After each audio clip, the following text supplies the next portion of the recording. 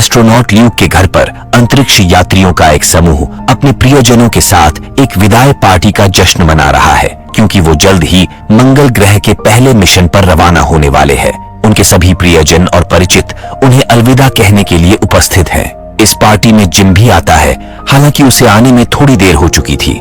Gym एक pilot है और ये मिशन मूल रूप से उसका था, लेकिन उसकी पत्नी बीमार हो गई और उसकी जगह ल्यूक को चुन लिया गया। ये मिशन जिम का सपना था, इसीलिए ल्यूक दोषी महसूस करता है, लेकिन जिम उसे शुभकामनाएं देता है। जिम कल्पना करता है कि वो मंगल ग्रह पर है और सभी के जाने के बाद वो सैंडबॉक्स पर अपना पैर रखता है। 13 महीने बाद क्रू मंगल ग्रह पर सिडोनिया नामक एक जगह पर उतरता है। एक रिमोट कंट्रोल रोवर ने आसपास के पहाड़ों का विश्लेषण किया और उनके स्थान से 16 किलोमीटर दूर एक संरचना का पता लगाया। उन्हें पहाड़ की चोटियों पर एक चमकदार चीज दिखाई दे रही थी और जब क्रू ने उसका विश्लेषण किया तो पता चला कि ये बर्फ जैसा कुछ है, और अगर ये बर्फ है तो उन्हें उम्मीद है कि पहाड़ के नीचे एक पूरा जल भंडार हो सकता है। वो पृथ्वी की परिक्रमा कर रहे विश्व अंतरिक्ष स्टेशन को संदेश भेजते हैं, जहां वुडी, उसकी पत्नी टेरी, फिल और जिम मौजूद हैं। वो उन्हें बताते हैं कि वो असामान्य पहाड़ का पता लगाने के लिए बाहर जा रहे हैं। क्रू रोवर लेकर संरचना के पास पहुंचता है, तभी अचानक वो अपने संचार प्रणाली पर एक धीमी ध्वनि सुनते हैं, जिसे वो गलती से रोवर का हस्तक्षेप समझते हैं। वो पहाड़ का अध्ययन करने के लिए एक रेडियो तरंग रडार का उपयोग करते हैं, जो पूरे पहाड़ के नीचे धातु की उपस्थिति को दर्शाता है। ल्यूक कहता है कि ये एक गलती होनी चाहिए और वो रडार शक्ति को बढ़ाकर फिर से पहाड़ की जांच करने के लिए कहता है। तभी पहाड़ से एक तीव्र एनर्जी पल्स निकलती है और उनके सभी उपकरण काम करना बंद कर देते हैं। अचानक पहाड़ के चारों ओर एक विशाल बवंडर उठने लगता है, जो इतना शक्तिशाली था कि उसके साथ चट्टानें भी हवा में उड़ने लगती है। इससे पहले कि क्रू कुछ समझ पाते, बवंडर अपने अंदर सब कुछ चूस लेता है और ऐसा प्रतीत होता है जैसे वो संवेदनशील हो। क्रू पीछे हटने लगता है, लेकिन तभी बवंडर सर्गेई, रेनी और निक को मार देता है। सौभाग्य से इस घटना में ल्यूक जीवित रहता है।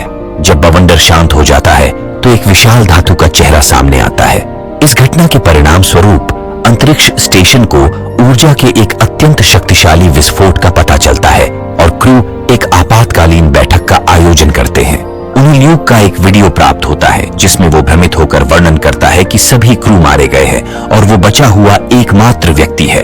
वुडी विश्व अंतरिक्ष स्टेशन के कप्तान रे से कहता है कि उन्हें ल्यूक के लिए एक बचाव मिशन भेजना चाहिए, लेकिन रे का कहना है कि ल्यूक पहले से ही मर चुका होगा और उनके पास ये जानने का कोई तरीका नहीं है कि मंगल ग्रह पर जाना सुरक्षित है या नहीं, क्योंकि सभी प्रसारण बंद हो गए हैं। फिल का कहना है कि सैटर्न प्रोब मंगल की कक्षा से गुजर रहा है, जिसकी मदद से वो जानकारी प्राप्त कर सकते हैं और जल्द ही अपने मिशन की योजना बना सकते हैं। जिम बताता है कि उसके पास एक योजना है, वो पहले से ही गणना कर चुका है और पता चला है कि वो अंतरिक्ष यान के वजन को कम करके और अधिक फ्यूल लेकर जल्दी से मंगल ग्रह की कक्षा तक पहुंच सकते हैं। हालांकि रे को नहीं लगता कि ये एक अच्छा आइडिया है, क्योंकि रे जिम पर भरोसा नहीं करता, सिर्फ इसीलिए क्योंकि उसने अपनी पत्नी को खोने के बाद कुछ शेष मनोवैज्ञानिक परीक्षण नहीं लिए थे। वुडी जोर देकर कहता है कि वो जिम और उसकी पत्नी ही थे जिन्होंने बड़े पैमाने पर अध्ययन किया और मंगल मिशन को डिजाइन किया। ये तर्क आखिरकार रे को आश्वस्त करता है और इसके परिणाम स्वरूप 4 व्यक्तियों की एक टीम के साथ एक बचाव अंतरिक्षयान मंगल के लिए रवाना होता है।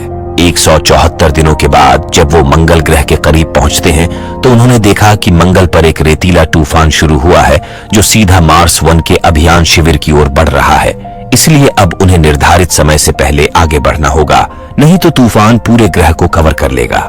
कुछ घंटों बाद सैटर्न प्रोब मंगल ग्रह के करीब से गुजरता है और उन्हें पिछली टीम के बेस कैंप के पास 3 कब्रों की छवियां दिखाई देती हैं, जिसका अर्थ है कि ल्यूक अभी भी जीवित हो सकता है। वो उस स्थान को देखते हैं जहां से एक एनर्जी पल्स आई थी और ये पल्स अभी भी चल रही थी, जो उन्हें लगता है कि यह प्रोब के साथ एक समस्या है, क्योंकि 6 महीने पहले आया भूकंप ऐसा नहीं कर सकता था।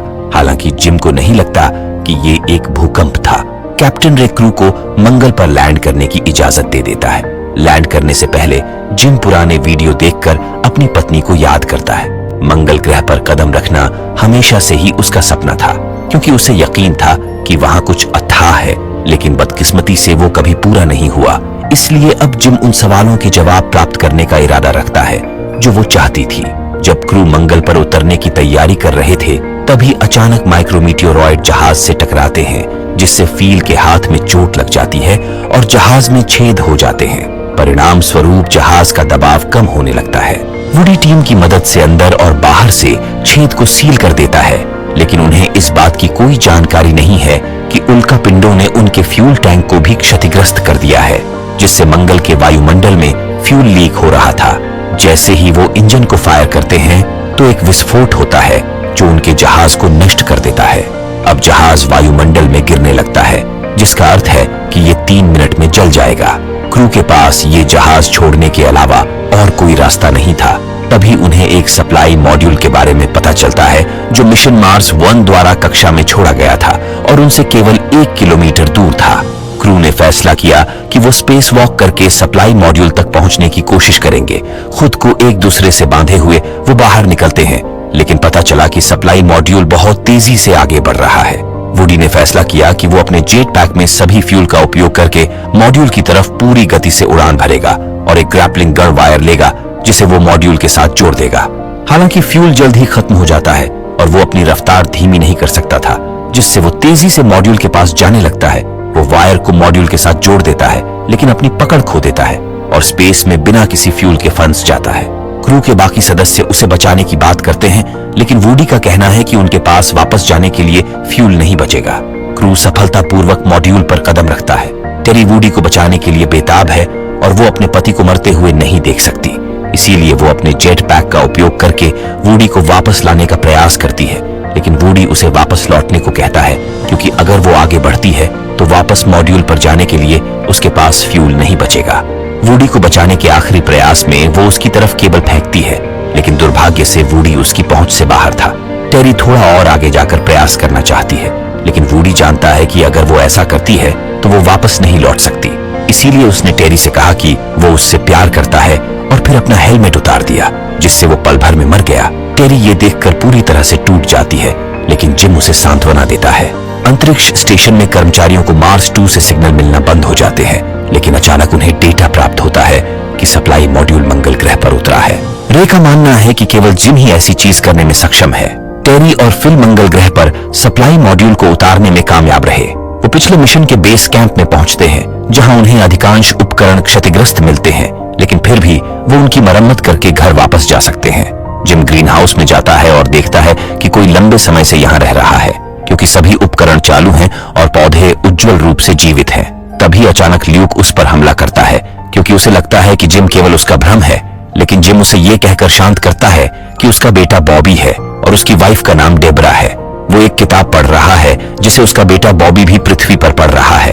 वो खुशी से रोता है जब उसे पता चलता है कि उसके दोस्त उसे बचाने आए हैं, लेकिन जब उसे वुडी के बारे में पता चलता है तब उसे बहुत दुख होता है। वो बताता है कि वो किस तरह से पौधे लगाकर यहाँ जीवित रहा। जिम पूछता है कि उसके साथ क्या हुआ था, तब वो केवल एक ही बात दोहराता है कि पहाड़ के शीर्ष से कुछ बाहर आया और सबको मार डाला। उसका मानना है कि उसके बचने की एक वजह थी, उसे चुनकर जीवित छोड़ दिया गया और अब वही है जिसे रहस्य को हल करना है। जिम को बाहर एक तूफान दिखाई देता है, जिसके बारे में उन्हें जानकारी मिली थी कि वो पूरे ग्रह को कवर करने वाला है, लेकिन ल्यूक का कहना है कि वो कई दिनों से यहीं पर है, जो उस रहस्यमय पहाड़ से उत्पन्न हुआ है। जिम को लगता है कि वो बस एक तूफान है और ल्यूक उसे कुछ ज्यादा ही गंभीरता से ले रहा है। तब ल्यूक उन्हें अंदर ले जाता है और कंप्यूटर पर एक छवि दिखाता है, जिसमें वो एक चेहरे के आकार का पहाड़ साफ साफ देख सकते हैं। उसने एक आवाज भी प्ले की जो उन्होंने पहली बार सुनी थी। ल्यूक का कहना है कि उसने 1 साल तक इस ध्वनि का विश्लेषण किया और पाया कि अजीब ध्वनियां मैथमेटिकल सिंबल्स का एक रिपीटिंग ग्रुप है, जो ध्वनियों के समूहों को एक कोऑर्डिनेट सिस्टम के साथ कोरिलेटेड करती है और डीएनए के एक मॉडल को प्रकट करती है। ल्यूक मानता है कि ये उन प्राणियों का सिग्नेचर है जिन्होंने वहां चेहरा रखा है। देखने में ये डीएनए बिल्कुल मानव जैसा लग रहा था, लेकिन मॉडल में गुणसूत्रों की अंतिम जोड़ी नहीं है। इसका मतलब है कि वो मानव नहीं है। जिम को अचानक एहसास होता है कि आवाजों से प्राप्त डीएनए मॉडल कोई सिग्नेचर नहीं है, बल्कि एक परीक्षण है। गुणसूत्रों की अंतिम जोड़ी नहीं है। इसका मतलब है कि चेहरा एक प्रश्न के उत्तर का इंतजार कर रहा है। मार्स 1 के क्रू इसीलिए मारे गए, क्योंकि उन्होंने ये साबित करने के लिए गुणसूत्रों की लापता जोड़ी को नहीं जोड़ा कि वो मानव थे, और उन्होंने अनजाने में ही रेडियो तरंगे भेजकर गलत उत्तर दिया, जिसके परिणाम स्वरूप चेहरा रक्षात्मक हो गया बिल्कुल एक सुरक्षा अलार्म की तरह। जिम गुणसूत्रों की लापता जोड़ी का पता लगाकर पूरा करना चाहता है और उसे रेडियो तरंगों के जरिए चेहरे पर ट्रांसमिट करना चाहता है ताकि उस परीक्षण को पूरा किया जा सके। लेकिन टीम के बाकी सदस्यों को संदेह है कि अगर उन्होंने फिर से गलत उत्तर दिया तो वो मारे जाएंगे। जिम का कहना है कि अगर वो सवालों के जवाब ढूंढे बिना चले गए तो उनके दोस्तों का बलिदान व्यर्थ चला जाएगा। ल्यूक कहता है कि उन्हें चेहरे के पास जाने की जरूरत नहीं है, वो एक रिमोट कंट्रोल रोवर के जरिए रेडियो तरंगे भेजकर परीक्षण पूरा कर सकते हैं। टीम सहमत होती है और रिकॉर्डिंग भेजने के लिए रहस्यमय चेहरे के पास एक रोवर भेजा जाता है। जैसे ही वो रेडियो तरंगे प्रसारित करते हैं तो डीएनए पहेली का सही उत्तर देता है और वो चेहरे पर एक प्रवेश द्वार को देखकर हैरान रह जाते हैं जिसमें से एक अंधा करने वाली सफेद रोशनी निकलती है। टेरी मानती है कि ये किसी प्रकार का निमंत्रण है, इसलिए जिम, टेरी और ल्यूक चेहरे के पास जाते हैं, जबकि फिल ईआरवी की मरम्मत पूरी करने के लिए रुका हुआ है। फिल को तूफान आने से पहले उनके साथ या उनके बिना लॉन्च करने का आदेश दिया गया है। जैसे ही अंतरिक्ष यात्री सफेद दीवार वाले कमरे में प्रवेश करते हैं तो प्रवेश द्वार बंद हो जाता है और फिल के साथ उनका संपर्क टूट जाता है। जिम ने नोटिस किया कि अंदर का वातावरण सांस लेने योग्य है और वो अपना हेलमेट हटा देता है। तभी उनके पीछे एक दरवाजा खुलता है और जब टीम उसके अंदर प्रवेश करती है तो उन्हें सौरमंडल का 3D मॉडल दिखाई देता है, जिससे उन्हें पता चलता है कि कभी मंगल पर भी जीवन हुआ करता था, लेकिन करोड़ों साल पहले एक विशाल क्षुद्र ग्रह मंगल ग्रह से टकराया और उसका पूरा इकोसिस्टम नष्ट हो गया, जिससे ये ग्रह रहने लायक नहीं रहा और मंगल ग्रह के लोग दूसरी आकाशगंगा में चले गए। लेकिन एक जहाज को उनके डीएनए के साथ पृथ्वी पर भेजा गया। ये वो जहाज था जो पृथ्वी पर आया था और अपने साथ पहला एकल कोशिका जीव लाया था। इसका मतलब है कि वो मार्शियन ही थे जिन्होंने पूरी मानव जाति को जीवन दिया। मंगल ग्रह पर चेहरा इसीलिए रखा गया था ताकि एक दिन मानव मंगल ग्रह पर उतर सके और वंशजों के रूप में उन्हें पहचान सके। टीम को एक मार्शियन का होलोग्राम दिखाई देता है जो उनका हाथ पकड़ता है और उन्हें उनके साथ जाने के लिए निमंत्रण देता है। तभी वो फील की आवाज सुनते हैं जो बताता है कि तूफान तेज हो गया है और उन्हें जल्द यहाँ से निकलना होगा। जिम कहता है कि ये एक अंतरिक्ष यान है जो जल्द ही उड़ान भरने वाला है क्योंकि उल्टी गिनती शुरू हो चुकी है। जिम ने टेरी और ल्यूक को विदाई देते हुए निमंत्रण स्वीकार कर लिया। वो उनके जहाज में अंतरिक्ष का पता लगाने के लिए आगे बढ़ेगा जैसा कि उसकी पत्नी चाहती थी। टेरी और ल्यूक जिम के फैसले से सहमत होते हैं और उसे अंतिम अलविदा कहकर बाहर निकलते हैं। वो मुश्किल से समय पर रिटर्न ट्रिप मॉड्यूल में पहुंचते हैं क्योंकि फिल जाने ही वाला होता है। जिम एक सफेद घेरे में कदम रखता है और उसे ऊपर उठा लिया जाता है।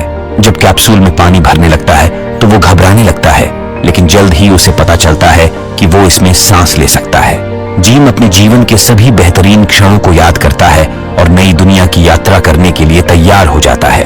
अचानक एक बवंडर उठा और चेहरा ढहने लगता है, जिसके माध्यम से मार्शियन जहाज ऊपर उठता है और मंगल ग्रह को छोड़ देता है।